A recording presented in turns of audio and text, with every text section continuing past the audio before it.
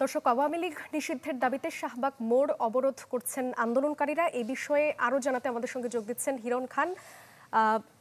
হিরণ, এখন সবশেষ আসলে পরিস্থিতি কি? শাহবাগ মোড়ে কি চলছে, আমাদেরকে বিস্তারিত জানাবেন।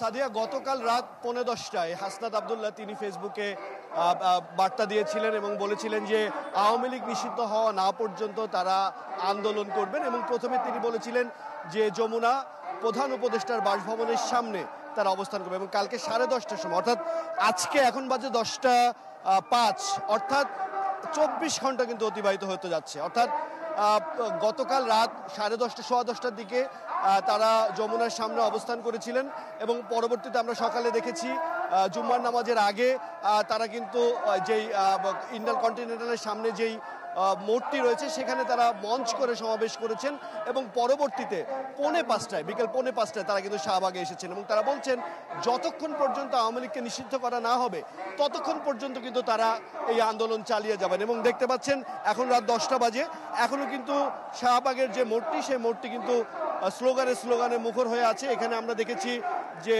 এনসিপির নেতাকর্মীরা যেমন রয়েছেন, তেমনি জামাতে ইসলামী বাংলাদেশের যেই অঙ্গ সংগঠনের যারা নেতারা রয়েছেন, ছাত্র শিবিরের, তাদেরকে দেখেছি আমরা। এছাড়া হেফাজত ইসলামের নেতাকর্মীরা, তাদেরকে দেখছি। এবং জুলাই আগস্টে যেসব সংগঠন এবং যারা এই জুলাই আগস্টের গণঅভ্যুত্থানে অংশগ্রহণ করেছিলেন তারা কিন্তু আসলে এখানে উপস্থিত হয়েছেন।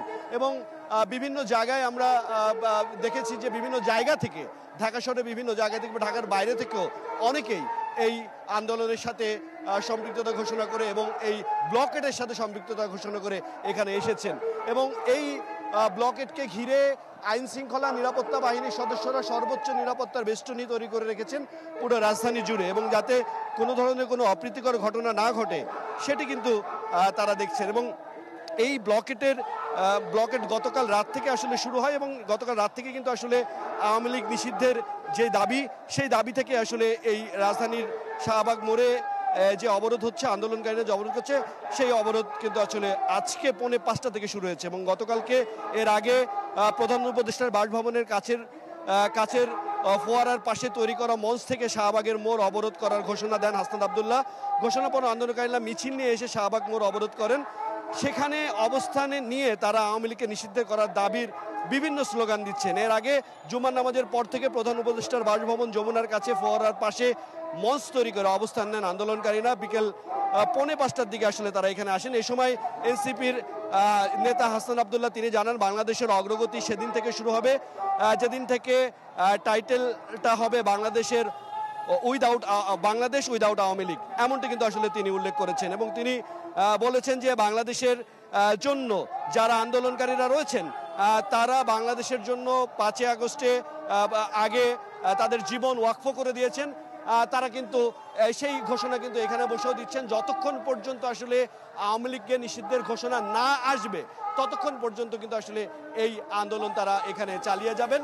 এবং শুধু তাই নয়, ফ্যাসিস্ট সরকারের যেই নেতাকর্মীরা রয়েছেন, যাদের বিরুদ্ধে অভিযোগ রয়েছে, তাদের বিরুদ্ধে অভিযোগ খুব দ্রুত ট্রাইব্যুনালে বিচারের মাধ্যমে তাদেরকে বিচার করতে হবে। এবং এছাড়াও যারা বাইরে ঘোরাফেরা করছেন তাদেরকে অনতিবিলম্বে গ্রেপ্তারের কিন্তু তারা দাবি করছেন।